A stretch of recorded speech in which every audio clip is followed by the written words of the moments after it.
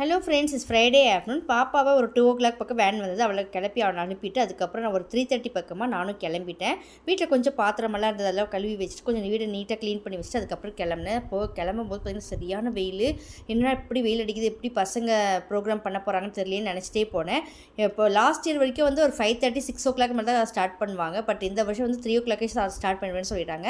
So chief கெஸ்ட்டாக குட்டிஸ்க்காக wait பண்ணிட்டு இருந்தாங்க. பட் பார்த்தீங்கன்னா போன பிறகு தான் தெரிஞ்சது 5:30 மேலே தான் ஸ்டார்ட் பண்ணாங்க.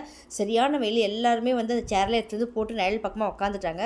ஸோ கொஞ்சம் வெயிலாக அதிகமாக இருக்கிறதுனால லேட்டாக தான் ஸ்டார்ட் பண்ணாங்க எல்லாமே. சரி, சீஃப் கெஸ்ட்டு வர ஆரம்பிச்சிட்டாரு. 1 by 1 எல்லாமே ரெடி பண்ணிட்டு இருந்தேன். சரியான வெயில். அதுக்கப்புறம் பார்த்திங்கன்னா பசங்க வந்து ஸ்டார்டிங்லேயே வந்து நல்ல ஒரு டிவோஷனல் சாங்கை பாடிட்டு ப்ரோக்ராம் ஸ்டார்ட் பண்ணிட்டாங்க. அதுக்கப்புறம் 1 by 1 எல்லாமே ஆரம்பிச்சிட்டாங்க. பாப்பா போய் பார்க்கலான்னு பார்த்தா அவள் வந்து கிளாஸ் ரூமில் மேக்கப் பண்ணிட்டு இருந்தாங்க. ஸோ அவளை போய் பார்க்க முடியல.